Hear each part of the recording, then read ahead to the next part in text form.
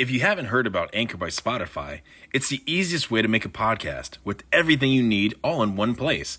Let me explain. Anchor has tools that allow you to record and edit your podcast right from your phone or computer. When hosting on Anchor, you can distribute your podcast on listening platforms like Spotify, Apple Podcast, Google Podcast, Amazon, and so many more places.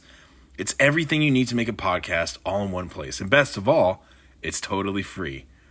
Download the Anchor app or go to anchor.fm to get started.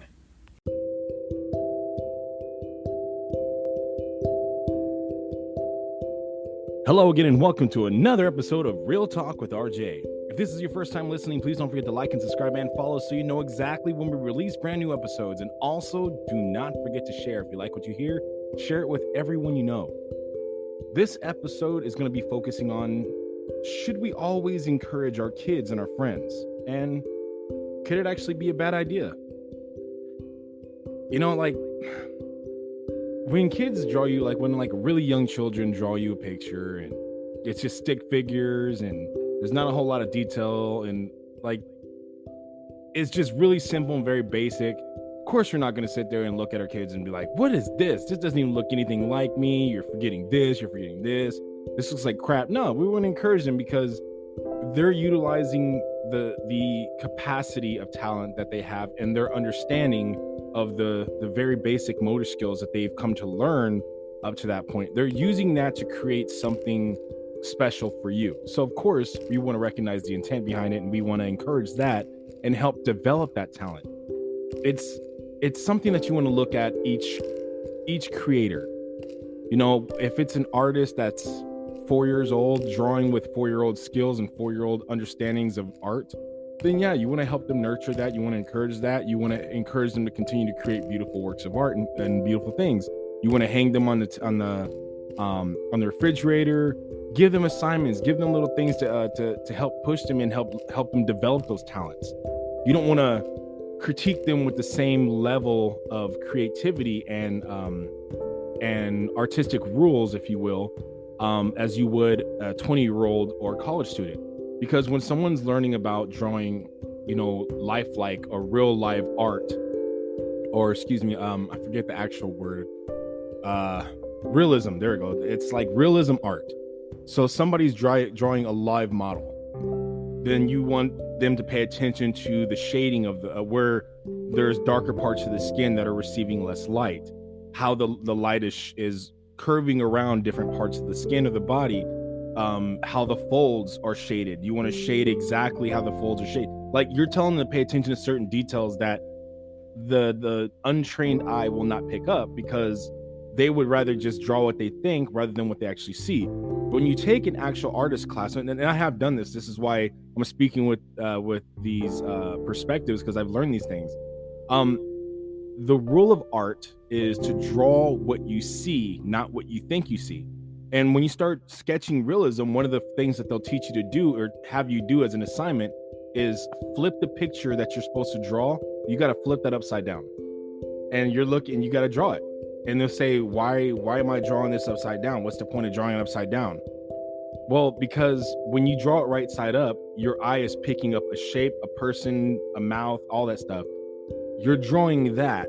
You're drawing what you think you see, and then you end up filling in the blanks of stuff rather than actually drawing what you really do see. So when they have you flip it upside down, it kind of takes away the shape and identity of each part. And then you just start drawing shade in different degrees of shade. Because there's no hard lines in an actual portrait. You don't see hard lines in portraits. You see shading at different levels.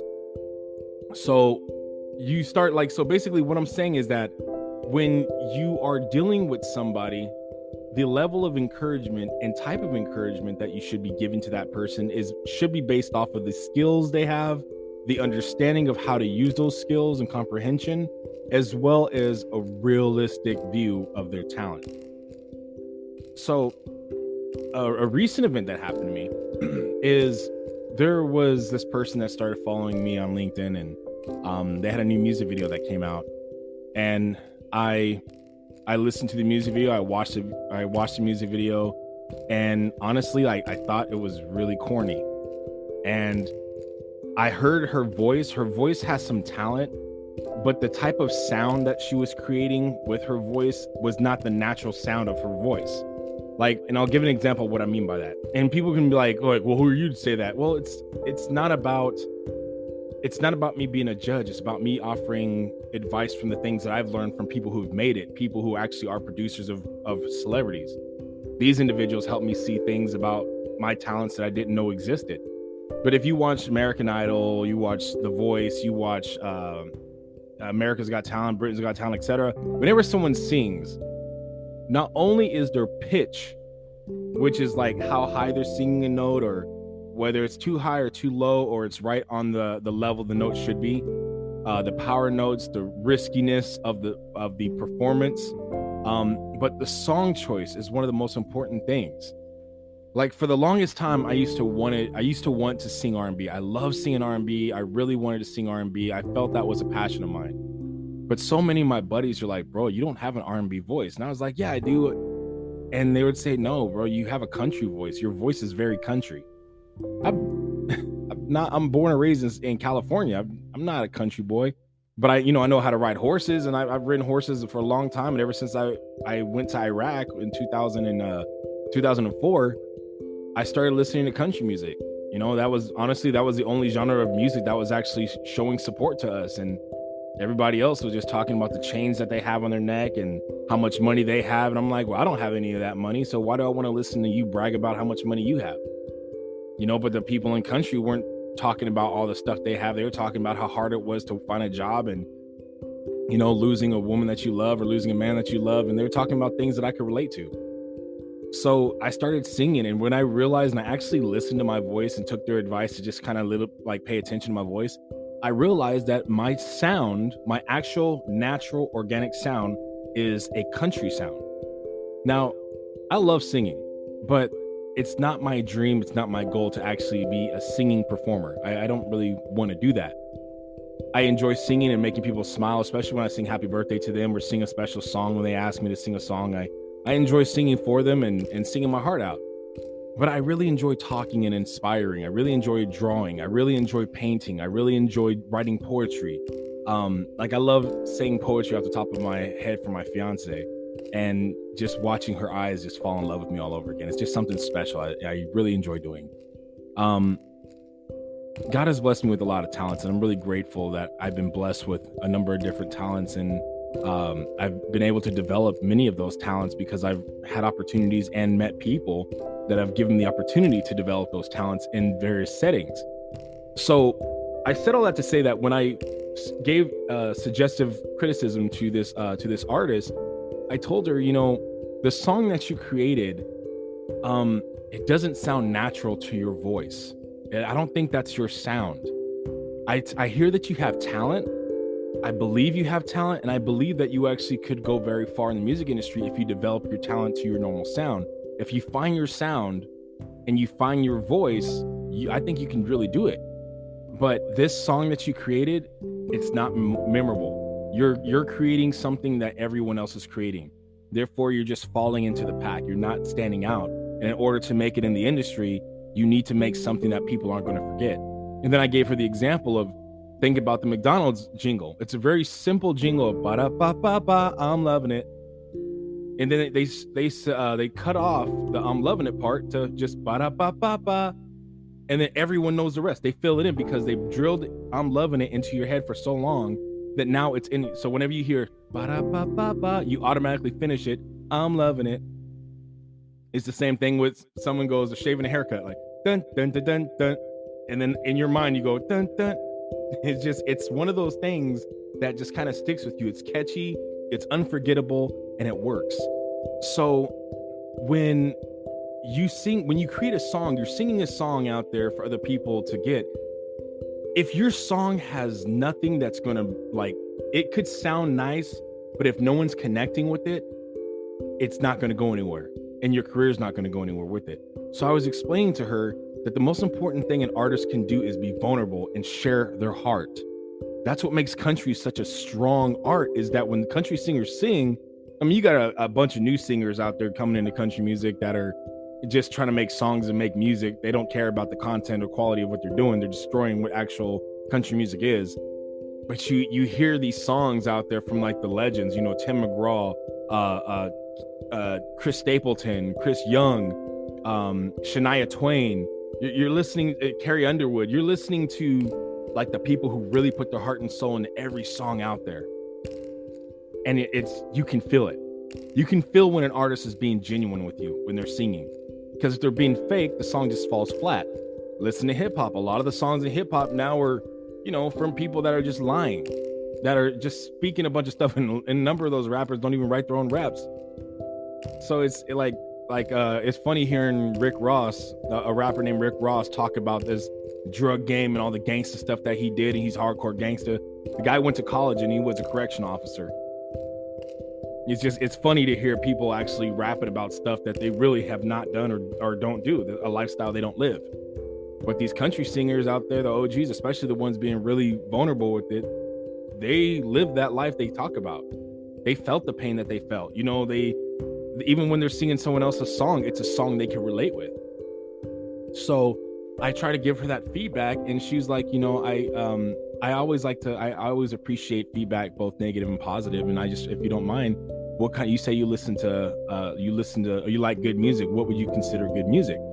And I explained to her that I listen to literally everything. I listen to good hip hop. I listen to Chopin, Bach, Beethoven.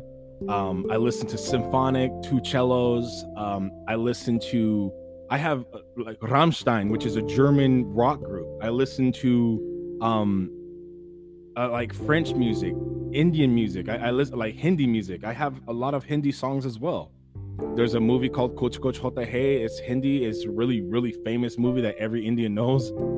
And I love that song. I know the song by heart. I sing it, and all my Indian associates and friends, they always say, hey, well, listen. Hey, can you sing Kuch Kuch Hota Hai for us? And I'll start laughing. I'll sing it for them. And they go, oh my God, you sounded so good. And they love it, but it's a way I build bridges. I try to learn songs in different languages so I can build bridges with people of other cultures, so that they don't see me as a stereotype, but that they see me. And it gives me an opportunity to erase any stereotypical perspectives they have about my race. So stereotypes come from ignorance. You know, people adopt stereotypes because of ignorance. So the only way to combat ignorance is with education. So that's one of the reasons why I learn about different cultures, so that I can build bridges and knock down their preconceived notions that blacks are stereotypical in XYZ ways. That's just how I do it. That's what the tool that I use. But I was explaining to her that I listen to everything: pop, country, R&B, rock and roll, alternative rock, mariachi, cumbia, reggaeton, salsa, samba, everything. If it's good, I listen to it because I love music. It's a language that unites people. And I was trying to help her find her sound. That's really what I wanted to do. And she accepted that criticism. And I was like, thank you so much. I appreciate that. You know, I'm here. If you have any questions or anything like that, please feel free to ask. I would love to help. Then this other guy that I wasn't talking to, had nothing to do with my conversation, he just decided to jump in and go, he's crazy. I don't know what he's talking about. Your song is great. It was more memorable. I watched it again and again and again. And I listened to this. I read this guy's comment, and then I responded, and I told him, like, dude, I was never dissing her sound. I was just telling her that her sound wasn't natural. And I explained to him on that. And he goes, but you don't know what you're talking about, blah, blah, blah. So I looked up his profile, and I opened up his music videos. He had some songs on there that he posted, and the first one was just super auto-tuned. Like, you've heard, for those who listen to R&B or pop, they've heard T-Pain. T-Pain was like the guy that made auto-tune popular, but he did it. It wasn't so electronic. T-Pain's voice actually doesn't sound too different from the auto-tune.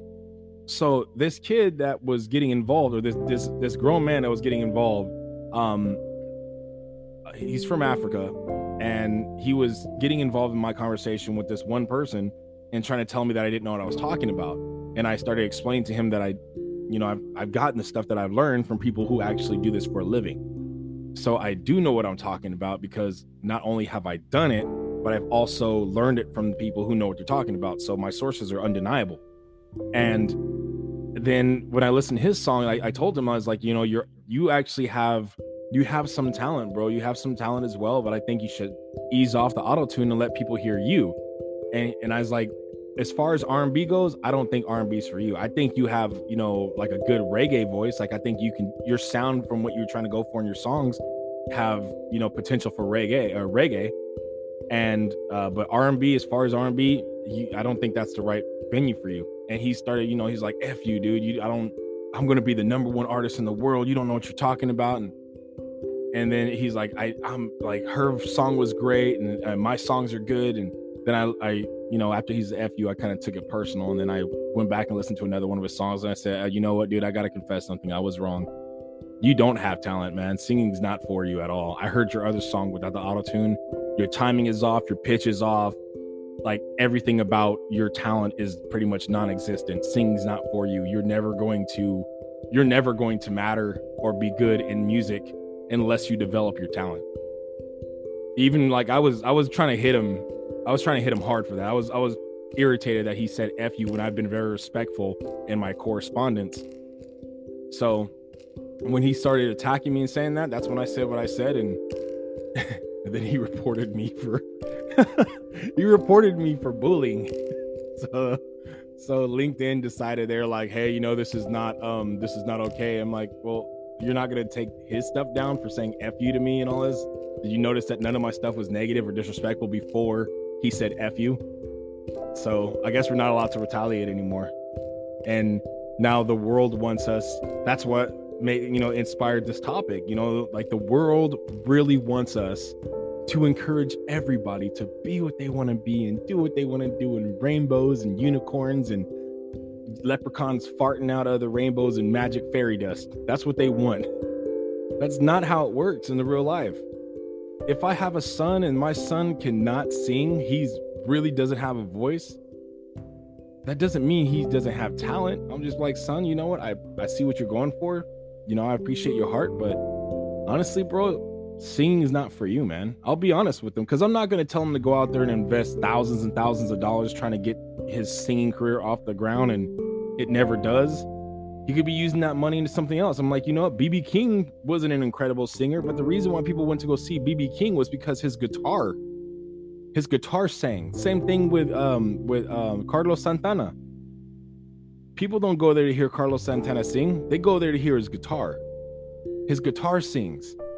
2 cellos. Those guys don't sing. Their cellos sing. So just because somebody can't verbally sing doesn't mean they don't have the ability to play an instrument and let the instrument be their medium of singing. Additionally, just because somebody can't play, or somebody can't like sing a song, doesn't mean they can't write music. He might be an incredible writer. So the thing is that I said all that to say it's not about encouraging people to do whatever. It's encouraging people to discover a talent and develop that talent, and also setting realistic goals. If you have a child and your child has no arms, respectfully, your child has no arms, but his dream is to be the greatest baseball player in the world, you can say, you know what? I get that, son. Like, I wish there was medical miracles that could make that happen for you. But at this point, it's not realistic. You need arms to be able to do that. It just it would be better just to go ahead and like help them come to terms with that at an earlier age, rather than keep filling their head with clouds and wishes that may not come true. Who knows? Maybe at some point science can decide, can create these arms like we've seen in lots of movies that actually can make being a baseball player possible for them. But just because they can't play baseball doesn't mean they won't be able to manage it. Maybe they might have the talent for coaching or managing a baseball team. You don't need arms for that. Maybe they might maybe they might want to be an umpire. You don't need arms to be an umpire. All you got to do is just call balls and strikes and watch that. There are ways they could, he could still do something in that industry. But the thing is that you want to point your kid and your friends to the right things. If people have some talent, the thing is like, if somebody has some talent, that some talent can be developed into a lot of talent. But that's what you're looking for. You got to look at, you can't look at your kids always through the eyes of a mother or through the eyes of a father, because you're always going to magnify or enhance what actually is there. You know, like for example, if you hear your baby singing, let's say scale of 1 to 10, 1 being like that guy, that Asian guy that was on American Idol, that's like, you swing me right round, baby, right round, and he's just so tone deaf and horrible, but for some reason people were voting for him because they love seeing him go on and kind of making fun of him. If like 1 is like a super tone deaf, nails on a chalkboard, horrible voice, and 10 is like Whitney Houston singing the national anthem in the Super Bowl. You know, if your kid is like a 3 because you love your kid, you're probably going to rate your kid at a 5, maybe even a 7, because that's your baby and you're so proud of him. But realistically, you need to just kind of look at it and say, you know what, does my child have talent? You know, does my child actually have this talent? And if they really don't, okay, it's okay for them to not be able to sing or have the talent to do what they want to do. That's okay. Let them learn how to deal with disappointment. Disappointment is a healthy thing to experience from time to time. It's how you respond to it. And unfortunately, we got a lot of parents encouraging their kids to do stuff they really can't do just because they want to be there and say, yeah, you can do anything you put your mind to. No, they can't. Not every kid can. Some things require certain talents that are just you don't naturally have. And some talents require special opportunities. Like, you'll never learn to play tennis as great as those who play tennis like professionally unless you meet somebody who's connected in that area. It's just kind of one of those things, which it can happen. If you look at the movie King Richard, Will Smith, where he portrays Venus and Serena Williams' father, he had to go through a lot to get them that opportunity, but it had a lot of hustling, and they were, practicing. So circumstances can happen. I'm not saying they don't and they can't, but the thing is that the whole point is that it's important for us to encourage where there's talent and encourage people to keep trying to discover their talent and developing those talents, and also holding them accountable. If this is something they want to do, they need to follow through with it. If they really want to play the guitar or play an instrument, then they need to practice at least an hour a day, and you really should kind of not force it on them, but like encourage them and push them. Tell them, nope, give me your phone, no phone until you practice. Go practice for an hour. Get out there. This is something you want to do, follow through with it. That's the teaching moment, is to teach our kids to follow through and not just kind of settle and go through the motions. So if you have a friend that really wants to get into doing tattoo work, like, oh, I want to be a tattoo artist, but you've seen their drawing, like their drawing sucks. I think you shouldn't be a tattoo artist. Why not? I think you probably would be better at, making t-shirts. You can draw, but like the computer will actually help you correct what you mess up on, but your hand's not that steady. If I have Parkinson's disease or something, and my hands are really shaky, I can't possibly be a tattoo artist because my hands are too shaky. You can't do tattoos with shaky hands. You got to have steady hands. You got to have steady passes, meaning your lines have to be solid, straight, and clear. You don't want your lines wiggling. And a lot of my buddies have asked me about, what my opinion was on their tattoos. And first thing I would do is I look at the line work. I look at how clear the lines are. And because if you're paying somebody to, draw something permanent on your back, you want it to look good. And then some people, they draw, like, I've known lots of guys who did tattoo work, and they would draw like women in bikinis and stuff like that. Their bodies look incredible, very accurate, very well proportioned. And then when they got to the face looked like a gremlin because they didn't know how to shade the face. They didn't know all that. They didn't put that much attention to the face. So it looked like a drunk Shrek with a sexy body. That's what a lot of those drawings look like. My buddies would just be like, what do you think? I'm like, and I'll tell them, like, it looks good, man, but the line work sucks, but it looks good. Oh, for real? No, I like it. I'm like, yeah, that's all that matters. And then later on, they come back and be like, yeah, that dude did mess up on my arms, man. I just didn't want to hear it then. Man, no worries, bro. It happens. So if you have a kid that really wants to do something, if you really want to help that child and encourage the child, I think it's the best approach to first identify whether or not there is a real talent here. And I'm not saying they have to be like Olympic talent right then and there, but I'm saying there has to be some type of talent. If there's some talent, that's the starting point for developing the greatness. And sometimes you don't know if the person has talent or not because they've never done the thing. Like, how do you know your kid doesn't have a natural talent to snowboard if they've never been on a snowboard? You know, if your child is incredible at skateboarding, chances are they could also be very, very talented with the snowboard. Just like Shaun White was. Shaun White is incredible with he's actually incredible with the bike as well, but he focuses on skateboarding and snowboarding. So that's just really it's important to encourage our kids. If you have a kid that's like, can I be the president of the United States one day? Well, before I would have said, no, like not every kid can be president of the United States because not every kid's bright. But then I look at the president of the United States now and I'm like, yeah, anybody can do it. I'm pretty sure a lot of you listening right now are smiling at that because you're like, yeah, that's a good point. Like anybody, you can see like a lot of people that don't even have arms, legs, can't talk, or in a coma. This person's a vegetable in a serious coma, and then you're like, can he do it? Like, yeah, have you seen our president? You don't even have to be like aware. You don't even have to be able to talk. You don't even have to be conscious to fill the office if Joe Biden can be president of the United States. The guy can't even make a sentence. I'm at the point right now where I'm thinking Jeff Dunham's behind him somewhere. Jeff Dunham's a ventriloquist. I'm thinking that there's probably some like Sesame Street puppeteers just dressed in black, standing behind Joe Biden and getting him to talk, moving his mouth and like sticks on his hands. They're just moving him around like, my fellow Americans, we are not in a recession right now. That's not happening. And then like, well, how come gas is still over $1 higher than it was when you took office? And how come milk is like $10, right? Or loaf of bread is like $10 right now? And how come everything has just gotten ridiculously expensive? No more questions. Thank you so much. Today's conference is brought to you by the letter F. Oh, people that actually are listening right now have gotten that reference to be an actual Sesame Street thing.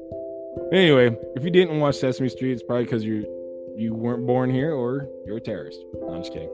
But I just think like right now it's just important to, because the society that our culture is cultivating right now, it's a sense of entitlement.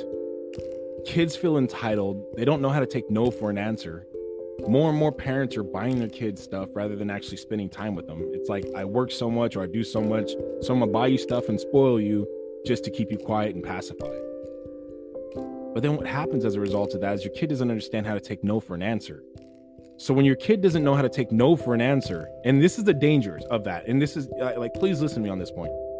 If your kid doesn't know, especially if your kid is a male, if your kid does not know how to take no for an answer, the likelihood of that child sexually assaulting someone else is very high, because sexual assault with an adult partner starts at the word no, or I don't want to, or not yet, this is too soon. Any type of variation of the word no, that's where the act of sexual assault starts. And if your kid doesn't know how to take no for an answer, doesn't know how to deal with disappointment, the likelihood of them saying no one says no to me, no is not an answer, and actually forcing himself upon this woman, which could be your daughter or someone else's daughter, you're increasing that likelihood. Tell your kids no, and make sure you don't back off. Like say, Dad, can I go to my party tonight? No. Or Mom, can I go out with my friends tonight? No. Oh, come on, Mama. The answer is no. There's no reason why you should be having any more discussion with this. Be firm and keep no. Let them understand that no is an actual acceptable answer at times. And teach them how to deal with disappointment. Rather than get super frustrated and pissed off and go take it out on everybody else, no. Teach them how to deal with it in a healthy way. Because if you don't teach them how to deal with disappointment, the likelihood of them going to get a gun, whether the laws are severe or not, the likelihood of them going to get a gun to hurt somebody else is very high, because they don't know how to take disappointment. If they feel that they worked hard in a job and they feel entitled to the promotion and somebody else gets the promotion and they get mad, the likelihood of them going and getting a gun and shooting these people is elevated.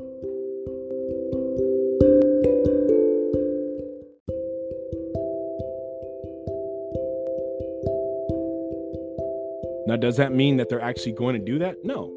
There's not a guarantee in any of those scenarios, but the likelihood is increased.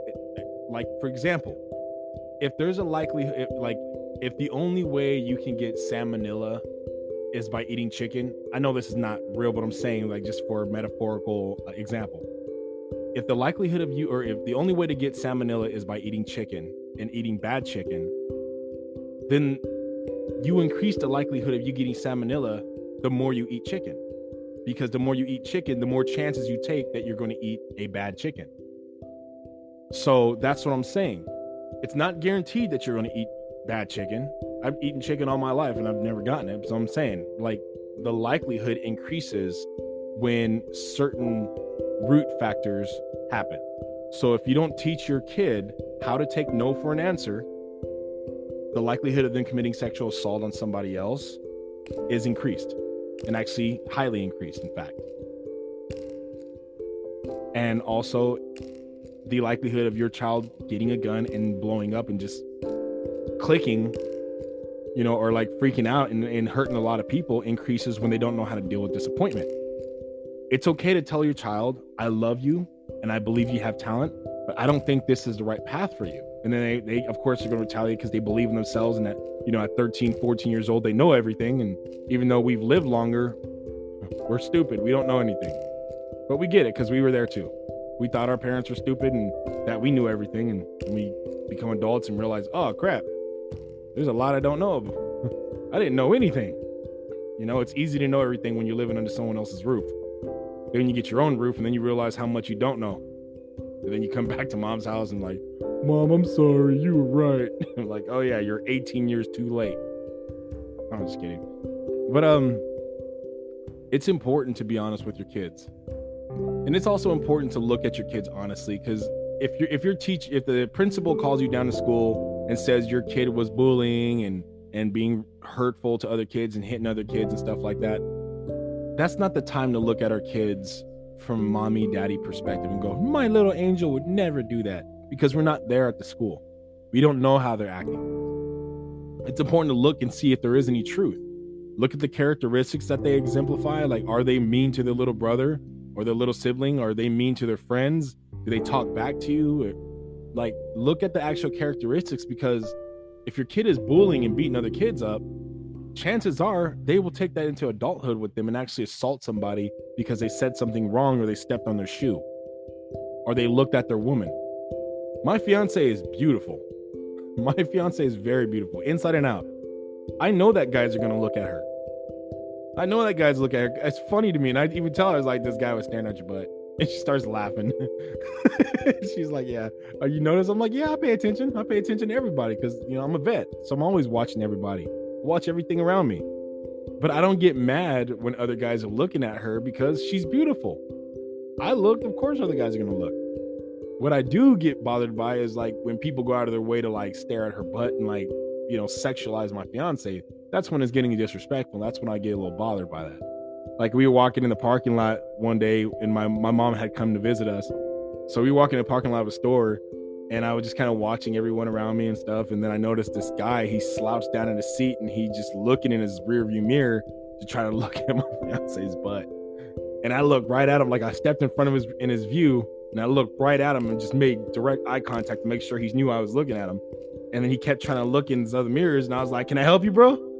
And he goes, oh, and he looked away. My fiance was like, what's going on? I was like, nah, that's my woman, homie. I just got gangster with him, but it was funny. My fiance liked that. It wasn't toxic. It was just me. Like, I'm not a jealous dude. I'm really not. The way I feel is now I know that I'm a good guy.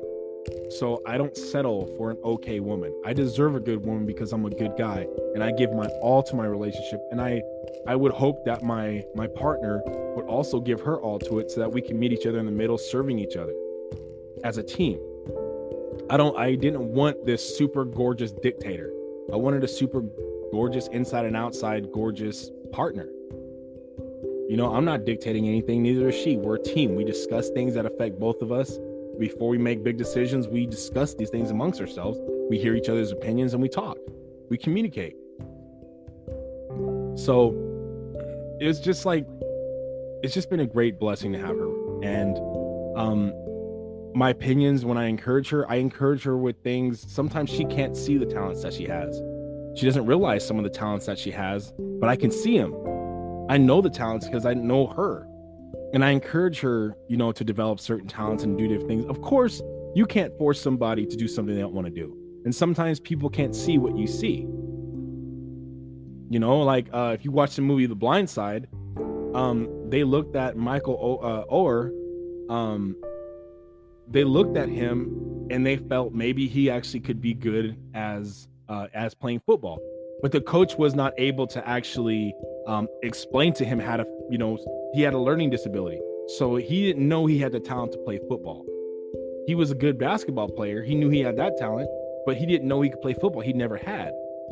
And it took, Sandra Bullock's character, the mother, this is a true story, by the way. It took the mother and his stepbrother, or his adopted brother, rather. Actually, you know what? Screw it. His brother. It took his mother and his brother to actually explain the playbook with him.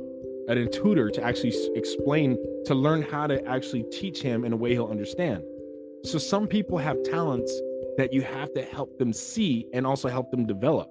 Some people just don't know how to find that talent, but it's there. And once they explain it to him the right way and he put it in the language he would understand, he was thriving. He had colleges everywhere looking for him. And he was drafted into the NFL and he played a great career. So the point is that when you look for actual talent and you help your kids see that or your friends see that, then you're pointing them in a good, healthy direction. But it's okay to be honest with somebody, not to tear them down, but to be honest with them and say, you know what? I don't think this is for you. And if they really think that they got it, you can try putting them in, like, say, you know what? If you want to, if this is what you really want, how about this? If you will raise half the money for a school, I'll raise the other half and we'll put you into a singing school so that they can see for themselves. And then when the producer gets ready to talk to him, you can ask the producer, what do you think? And then the producer can be honest and say, honestly, I don't think this is for you. And you can just tell them, like, babe, I've been trying to tell you that, but like, this isn't your talent, but I don't think that you're musically inept, meaning you don't have what it takes to be in music. I think just singing is not your instrument, but there's tons of other instruments out there. You can be an incredible drummer. You can be an incredible guitarist. But like this society and this culture that has been developed of encourage everybody and everything, it's not healthy and it's not realistic. It's really not. It's feeding someone into a lie. That's as toxic as telling a woman, like, you know what? You're so much better without him. That guy is not a good guy. He's never been there for you. He's never there. He's so bad. He's so hurtful, toxic. Girl, you should leave him. You're encouraging her because that's what she says she wants to do, rather than being an actual friend in this scenario and saying, wait, you want to leave him? That man works his butt off to keep a roof over your head. That's why he's not always home, because he's working 2 to 3 jobs to keep this house that you wanted. He's working 2 jobs or 3 jobs to keep the car that you asked him to get you. He's working 2 or 3 jobs to pay off the ring that you chose in the store. So yeah, he's not always here because of the fact that he's working his butt off to support the life you wanted. You better not leave him. You're stupid if you leave him. You know what I mean? Like this, in that scenario, encouraging someone to do something they say they want to do rather than actually being realistic and their talents or their choices, that's the difference between being a real friend and being a bandwagon buddy. If you're really going to be a friend, you got to be honest with your friends. Because sometimes your friends are in the wrong. You don't always take the side of your friends just because of your friend. Now, if I have a friend and he's in a bar fight and I don't know why he's in a bar fight, I don't know what happened, I don't know, what's going on. I just happen to be in the bar with him and he's in a bar fight. One, I don't drink, so I'll be drinking like a water or Red Bull or something like that. And one of the reasons I do that is just because I want to protect the people I'm with and I never want to be caught off guard. Plus, me personally, I just choose not to drink. But if my friend's in a bar fight, if he's on a one-on-one, I'll try to break it up and separate the two and let's go home and let's go sleep in our beds. But if he's being jumped, I'm not trying to break that up. I'm going to try to engage and defend my friend. I don't know what the purpose was. Even if he's in the wrong, I'm not letting somebody jump my friend. But if he, after everything's said and done, the guys are like, no, he did this and this. And, you know, after we separate and go our separate ways, then I'm going to chew my friend out and be like, what the heck, bro? You got me into a fight because of the fact that you wanted to run your mouth. You don't know how to handle your alcohol. Thank God I don't have friends that actually can't handle their alcohol. Like, because I hate babysitting. I hate when you go out to have a good time and you pay money to have a good time only to babysit somebody else. Go hold their hair, go stop them from throwing up, go carry them and pick them up, stop them from getting in fights. Like, that's not a life I want to live, and I don't live that life. So when people go out and they want to start drinking and being stupid, I'm not that guy. I don't hang out and waste my time babysitting you so you can have a good time at my expense. No, I don't do that. So I think more people need to start being realistic with themselves and still start being more realistic with their kids, with their partners, and with their friends. Because if you don't, you're going to encourage somebody to make bad choices. It's okay to believe in people, but it's also important to be realistic about what you're believing in them to do.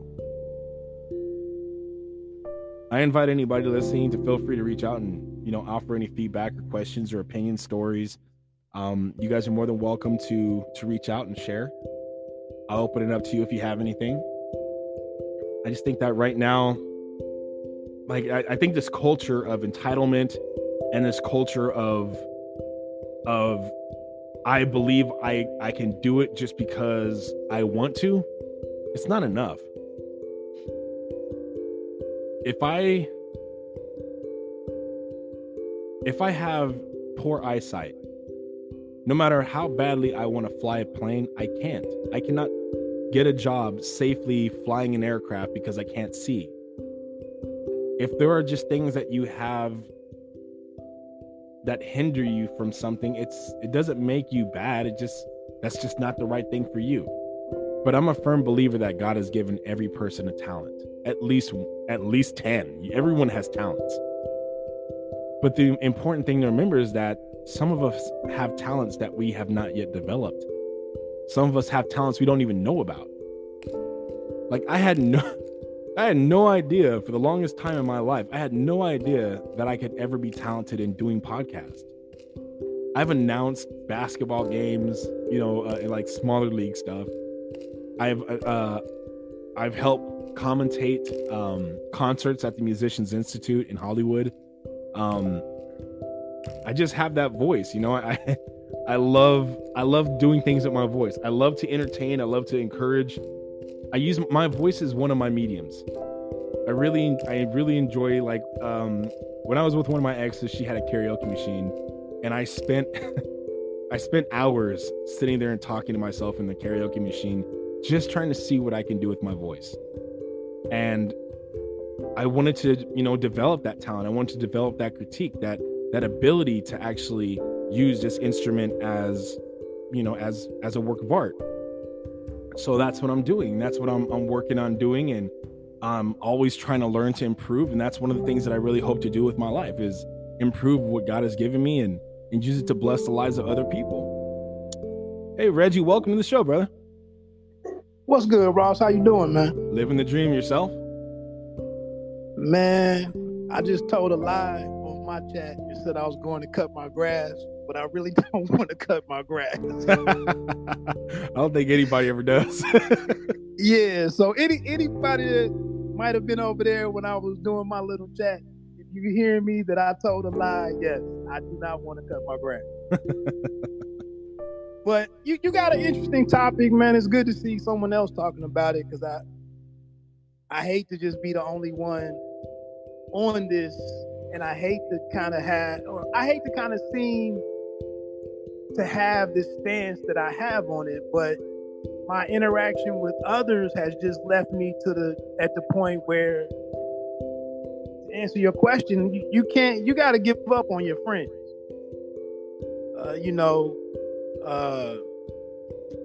And I don't even mean it in a negative way, but it's like, you can't allow your enthusiasm, what you were just talking about, you stepping into all of these new experiences, growing and being comfortable, using your voice for all these things. You said you were commentating something, and that's awesome. And when you arrive at that point in your life, when you're willing to lean into these different experiences and put yourself out there, basically jump out of a plane without a parachute, or do something without a safety net or something. When you become comfortable with doing that, and when you start finding success, when you go to do that, you just run into trouble trying to encourage others to experience the same thing. And it may not even be for some people, you're not even trying to encourage them to do something that's all that challenging or risky or uncomfortable or inconvenient. And I just, like I said, I just found myself wasting so much time trying to encourage people to do something that some of them said they wanted to do it. And you just can't encourage them to do it. So I don't know, people can keep working at this, and we can keep wanting others around us or, our loved ones to do different things. But at a certain point in time, if it starts costing, like I said, if it starts costing you your enthusiasm towards life or towards your achievement that you're seeking, like you gotta get rid of that habit. You gotta let it go.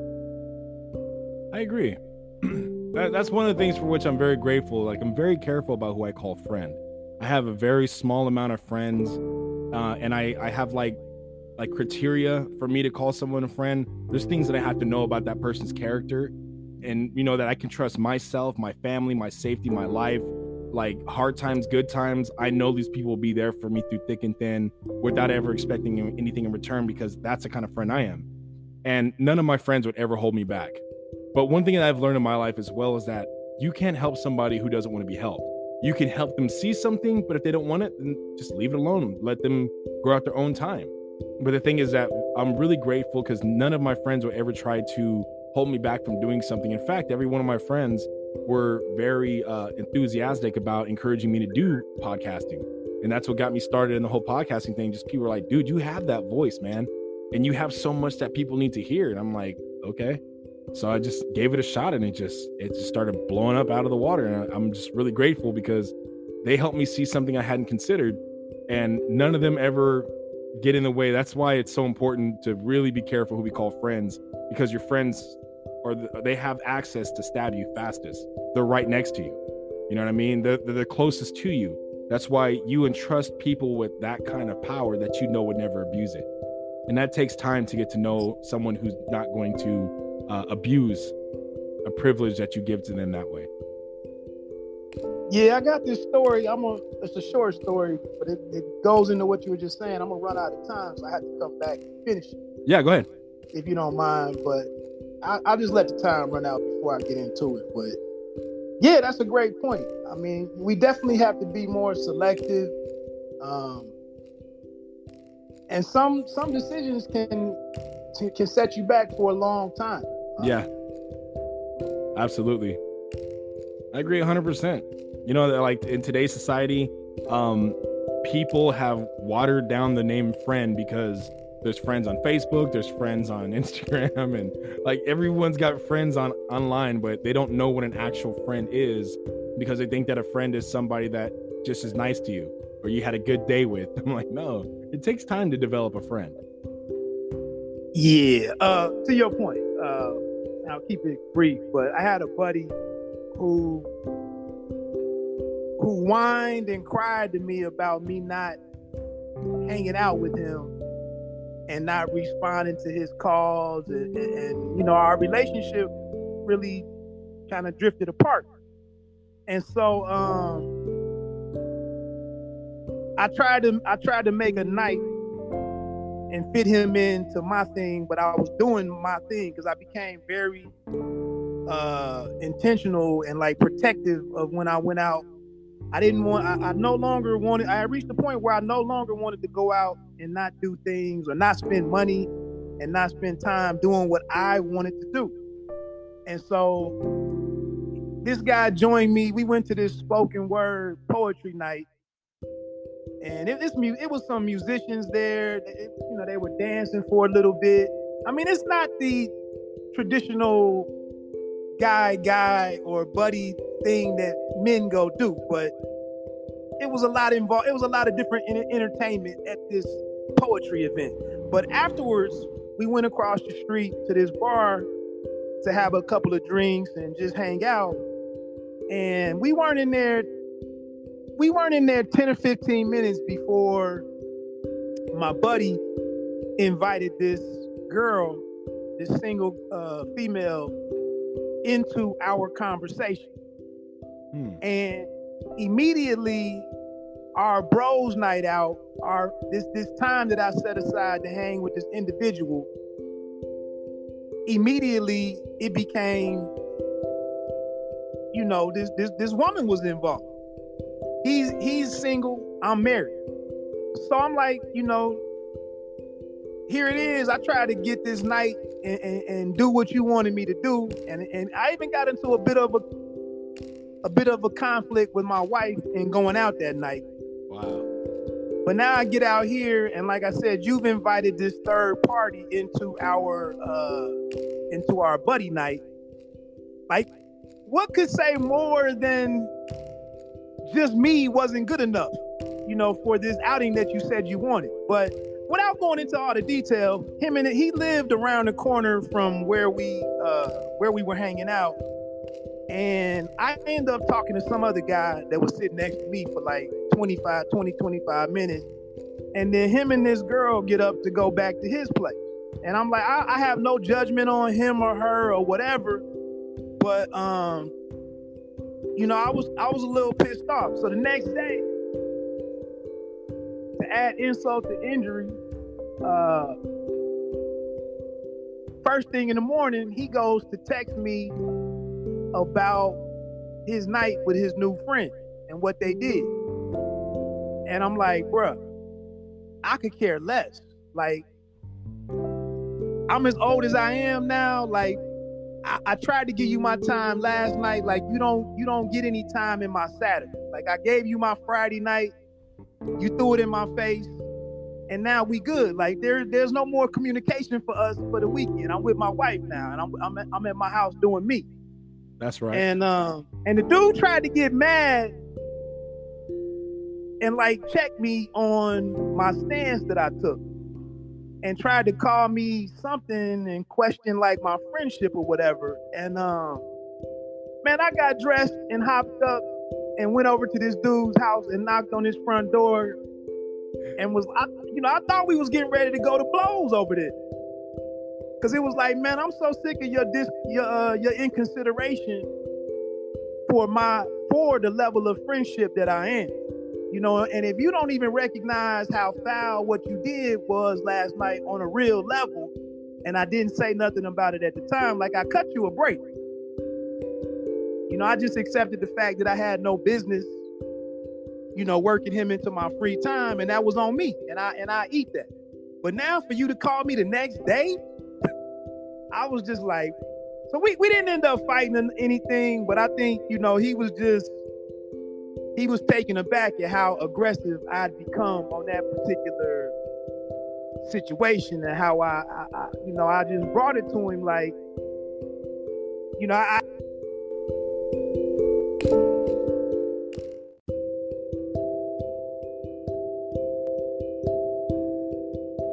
Yeah, feel free to go ahead and call back. There you go. I love the old school approach too of like, nah, we ain't gonna do this over text. You gonna talk tough? We're gonna go this, because I've learned that having a disagreement over text doesn't always work out, because even the most innocent meaning text can be taken out of context because there's no emotion conveyed in a text, nor tone or anything like that. So we interpret it differently than sometimes it's actually meant to be intended. And also a face-to-face conversation can definitely decrease conflict very quickly. Yeah, like I said, I didn't go over there to fight, but I just had to draw a line in the sand that, whether or not this person is cognizant the, you know, really of the real nature of our, like you said, if we were really friends, if we were really friends to the true definition, like, you wouldn't have disrespected my time like that. This female, it was a number of different ways that you could have played that situation, or you could have just said, "Hey, Wood." I mean, it wasn't even a matter of acknowledging like I'm the only reason why you're out tonight.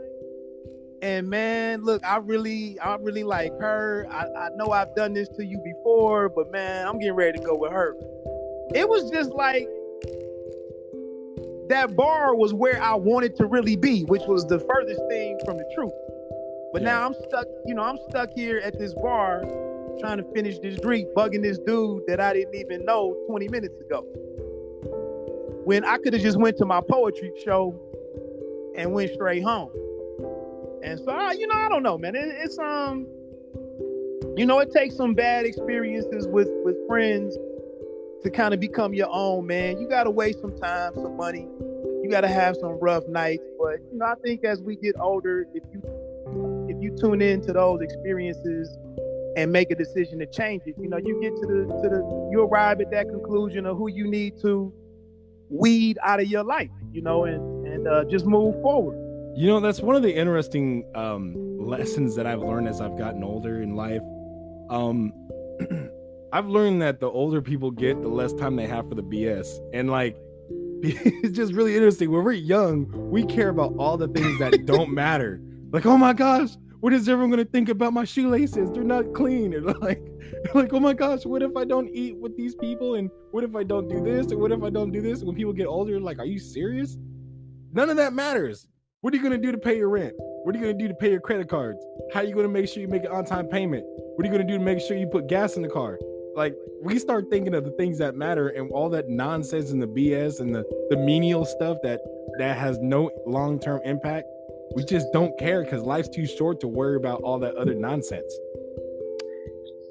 Yeah, Ross, man. Like the other night, I went to go out with my wife to get something to eat, man. And I never thought I would get there because I've always been a sneaker collector. And, my shoes match my hat, my t-shirt and all that. I got a closet full of Jordans and all that, Nice. My friend's just like that. Bruh, we went and got something to eat the other night, man. I was in a pair of Crocs, man. I don't care about none of that stuff no more. Like, that's the last thing on my mind. Like, I'm really at a point where I want to put all my shoes up for sale online, but I just don't want to be bothered with the shipping and any negotiating for a price. I just don't want to be bothered with that. Yeah. But I was in there with some Crocs on, man. Like I had on a rare pair of J's or something. I just didn't care. Yeah, and you know what? I want to accommodate you too. Is it's very healthy to hear people talking about respecting and valuing the time they have with their partner, with their spouse. Like for me personally, I have a rule that I don't go hang out with single guys. Like if I have a friend that I've already had longer than my fiance, as long as their conduct is pro my relationship and respectful to my relationship, we can hang out. It's all good. But I don't go hang out with single guys because single guys don't always have the same intentions as I do. You know what I mean? Like I don't want my wife or my fiance to come and get mad at me because some girl was hitting on me. I'm like, babe, I thought we were just gonna go to Dave and Buster's and go play some games, and my boy, that's it. And all of a sudden he invited like 5 girls, and it's not a good scenario to be in. So I just don't put myself in that situation, period. Because I wouldn't be happy if my fiance was in that position where like, oh, he just went out with a girls' night, and then all these guys came over and they started buying us drinks. I'm like, why are you drinking? Like, I mean, why are you drinking drinks from other guys? Like, what's going on? You know what I mean? Like, there are boundaries and respect that we just choose to do. And again, like I said, like I am in no way jealous. Like I'm not a jealous dude. I've just come to learn that some things can be disrespectful, even if they're not intended to be disrespectful. So it's good hearing you say, you went out there to be with this guy, like to just have a buddy's night out, and then you gave a great example of what often happens when you're with a single guy. Like if you go out with a single friend, I mean, I think there's a double standard because women don't tend to always do this. Men Right. more often will do it because, like, I know a lot of my homegirls out there, when they go out with the girls and go have fun, they can have fun with only girls and not go home with any guys and not, not even be there to pick up guys. They just having a girls' night out and focus on the girls. But if you go out with a guys' night and you got at least one single guy there with you, chances are that single guy is going to be looking for a girl. It's just kind of what happens. Yeah. This dude was grandfathered in. The relationship was grandfathered in. I knew him and had a couple years of running around with him before I got married. But I knew that the dude. I know what dude's MO is. Yeah. But again, when you have someone that's literally crying on the phone, that you never spend time with them, that you never get out, and hang out with them, and it's been a 2 years or 2.5 year thing.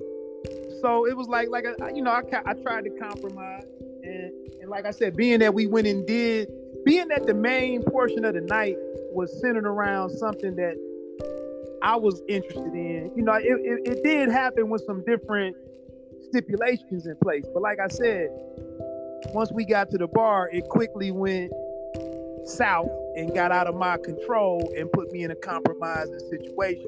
And not so much because it was only the one female, but again, it was a clear situation where the next time that we talked, and I throw this in your face, like this is why you were on the phone crying about how much I don't hang with you. This is a prime example of why I seem to be so distant, and why I handle our relationship the way that I do, because I wouldn't have done him like that. Yeah.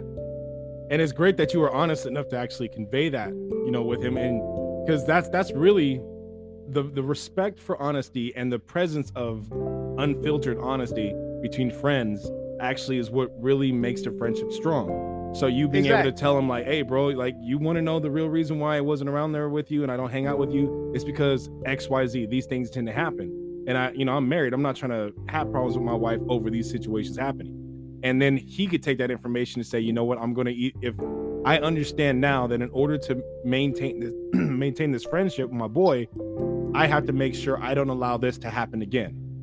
So you not beating around the bush and going, oh, I was just not feeling good. I had a headache.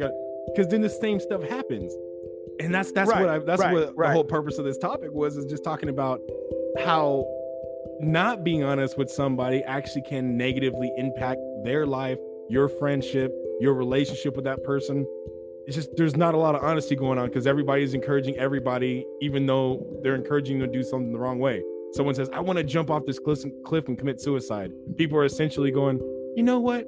That's a great idea. You should just go follow your dreams and, jump. Make sure you have some Jordans on so you get all the air you can.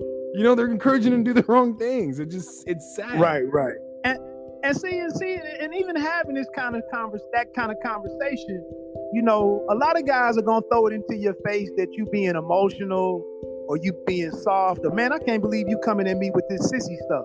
Yeah. But it's like I really had to take the level of aggression as high as I took it. Like you said, I gotta take a stance that's gonna change this behavior, because we're not gonna do this again. It's not gonna happen again. Yeah. And so it was a like a watershed moment for that relationship with that individual, and it kind of led to me being more direct with the majority of my male friends. And I know even in my chat, I've been over there having some stronger conversations, and it may seem like I'm bashing men, but I'm just about holding people accountable. And you got to hold your male friends accountable. Absolutely. That's what a real friend does. Real friends hold each other accountable. And me personally, like, one of the things, like, the narrative is that men don't cry. That's a narrative that's been common these days, and it's really sad. And me, I'm a veteran, I'm a former Marine, and one of the things that I've seen so much, we, like Marines, we are very emotional. We might not show it all the time, but when one of our buddies dies in combat and he's got an American flag draped over him, we cry like babies because that's one of our family members that just fell. Even a member of our team that we didn't even know, because the Marine Corps is very big. You know, it's got like 200,000 something people, Marines, you know, nationwide. But the fact is that if we hear about one of our brothers or sisters dying in uniform, even if we never met that person or know that person, that's still one of our brothers, one of our sisters. We hear about one of the service members in another branch that passes away in combat, it still hurts us, you know, it hits us. So this false notion that men are not supposed to be emotional, that's a very, very big lie, because we're very emotional. We're just not babies. There's a difference. We don't cry when we don't get our way. We get tough and we fight back. But when we have pain, like especially a tough guy, if you see it, my mom, I got this from my mom. When my mom was really mad about something and she got to the point where she was crying, whoever caused her to be mad, they better leave because it's about to get really bad for them. And, Right. And I'm like that too. Like I can take a lot of crap, especially Marine Corps boot camp. You have drill instructors get in your face and call you all kinds of names. And I'm not in the new boot camp Marine Corps. I'm with the older Marine Corps where they still like threw you up against the wall. They just didn't do it in front of anybody else. They would slap you, smack you, call your mom the B word and all kinds of stuff. I got tough. I learned how to deal with stuff like that. So words don't make me fight. It's threatening gestures. If somebody starts to get threatening with me, then it's a whole different story. Then, you know, I'm still a Christian, but I have the right to lay hands upon my enemy and defend myself. Right. I used to work with I used to do operations. I was in the Navy and used to work with some guys up at Camp Pendleton and whatnot. So I'm familiar with it. But thank you for your service, brother. You too. Likewise. Thank you. And that's why I'm glad you hit on that, because I hate when it seems like I'm the only one out here pointing this out. But that's a big narrative that I see in the podcast space and the vlogging and on social media. When you go to address certain topics, or you have a certain stance that may not be like the widely accepted approach to something, that's what a lot of guys in the arguments will try to throw at you. Where you being emotional right now, you're speaking out of emotion, and I'm like, man, miss me with that, because it's not a whole lot of most of the important or most of the headline grabbing stuff that happens in this country. Most of it is done out of emotion. I mean, I don't know where that came around to try to make that as a criticism of somebody. I'm like, not much in this world right now is getting done absent of any emotion. That's just some kind of misnomer that's being spread out here, but it's not true.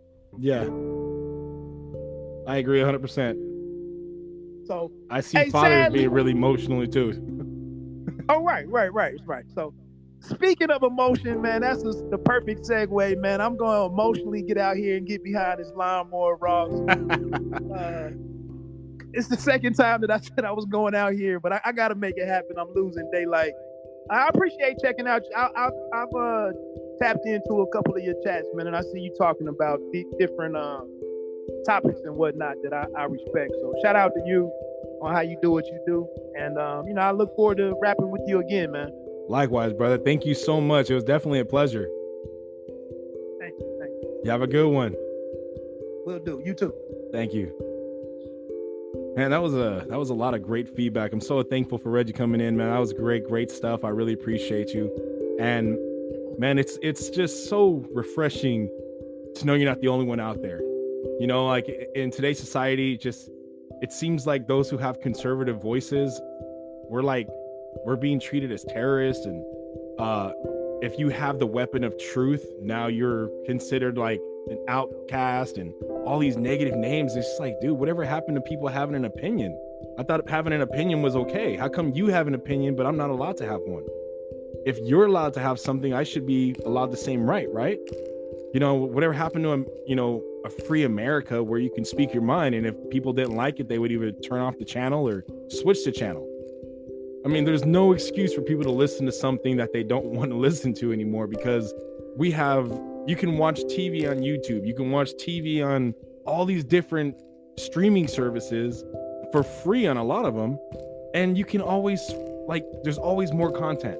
You can always swipe right, swipe left, or change or end. You have the power to stop listening to something you don't want to listen to. But people are listening to things that irritate them and make them mad, and then they get mad and retaliate like, oh my gosh, I can't believe he said that. I can't believe you listened to it. Why did you waste 10 minutes of your life listening to something that made you mad? Why are you going out of your way to make yourself mad? Some people just don't want to be happy. That's why they have that saying, misery loves company. But for those of us who are willing to actually listen to truth, maybe there are some things that I say that some of you guys just don't agree with, and that's okay. And I'm grateful that you're willing to hear me out. I'm grateful that you still have the mindset that I don't have to agree with everything you say for me to listen to you and hear you out. But the fact is that what I have learned from my life is that I've learned truth from people who have completely different beliefs than I do. But the fact is, and the truth is that truth is truth regardless of the person's background. If I go outside and the sky is blue and I say the sky is blue, that's a truth. Not because I said it, but because that's an actual fact. The sky is blue. If a devil worshiper comes out and goes, the sky is blue, it doesn't make it less true because he said it. The fact is that he said a truth. It doesn't matter who's speaking the words. Truth is truth.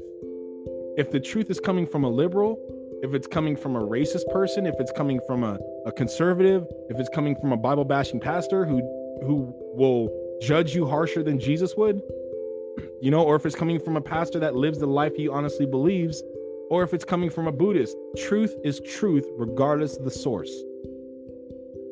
And if we're more willing to adapt that habit, we'll grow. For those of us who have been in the military, when we've all met superiors who we thought were just brain dead idiots. We have no idea how the heck they got the stars on their collar. And then it's funny too. They get out there. Some of those generals get out there and they walk around like they're Buzz Lightyear. Seriously, it's funny to see a general walk out there and call a formation, and then he talks like, "Oh yeah, you all came to see me."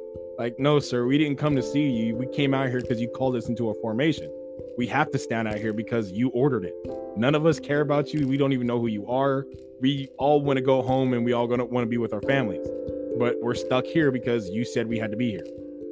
And then, that's the thing. Like, it's just some people you just, it's annoying. But then those same exact people can sometimes tell you things that can save your life. Sometimes they can tell you things like I was always proud to wear my uniform on an airplane. I loved it. I love wearing my uniform on an airplane because I was so proud of the dress blue uniform that I bled and I sweat and I suffered to earn. But then when they told us, like, don't wear a uniform on planes anymore, and we were asking, like, what's the reason for that? We weren't questioning the order. We were just trying to understand what was going on. They started saying, well, because if a terrorist, because this is back in 2004, not too far after 9/11 happened. They were telling us if you wear your uniform on an airplane, you are a target if there's a terrorist on board, because the first person they're going to go for is the biggest threat to them, and they'll look at you in uniform and they'll come and attack you first, so you can't defend the plane. Also, on a sidebar note, if you are riding on a plane, if you can, try to avoid sitting in the alley, like in the aisleway where the cart goes. Always try to get a window seat. Why do I say that?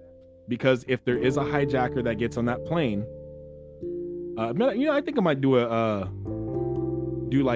episode about this stuff. But just to finish my thought, if there is a hijacker on the plane, they're not likely to reach over other people. If they're going to grab a hostage, they're more likely going to grab somebody in the aisle because they're right there. They can just grab you, put their hand around your neck, and then lift you up, and then you're theirs. So they're more likely to grab somebody in the aisle seat than they are in a window seat. Yes, there are air marshals on board these planes, but you also don't know how many terrorists there are until the situation's over. Because if an air marshal only sees one terrorist and he gets up and starts interacting with that person and tries to neutralize the situation, there could be another terrorist on board waiting for the air marshal. You think there are 2 or 3 air marshals on board? No. They can't afford that. Their budget's a lot smaller. So just, if you can, just be smart about where you sit on a plane. Sit next to the window. It's safer next to the window, and don't wear any military identifiers or anything like that if you've served. No police officer stuff, anything that resembles martial arts, it's best not to wear in an airplane. It's best just to look as normal as possible, because you're like, one of the reasons why the special operations forces are so good at what they do is they know how to blend. They're not obvious in who they are. They can blend in just like the locals and walk around in an enemy area, in enemy territory, and then surprise everybody with a very coordinated attack. But they were able to get in the point of advantage because nobody knew they were there. So if you have the ability to save an aircraft or save somebody or save a situation, sometimes subtlety is the thing that gives you the advantage. It's beautiful to be proud of the things you've accomplished, but it's also important to make sure that you not hide, but blend where blending is necessary and can give you the greatest advantage to protect and help other people.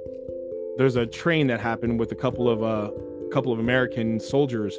I think one was an airman. I forget the specific details, but I know they were all vets. They were on a train. There's a couple of terrorists that tried to get up there and stop them, but these military members actually had stopped the incident from happening, and none of them were in uniform. They were all in regular civilian clothes blending in, but because they were blending in, the terrorists were not able to spot them, and they were able to jump up and stop them from hurting the rest of the people, and they neutralized the situation. So just kind of food for thought. We shouldn't have to live in a world like this, and it sucks that we have to, but this is the world in which we live. So you either adapt or you can die. That's just kind of how it works. This is the world we live in. So I think I'll make another episode about, ways to protect yourself in public spaces. And matter of fact, I'm gonna do that tomorrow. That's a really important topic.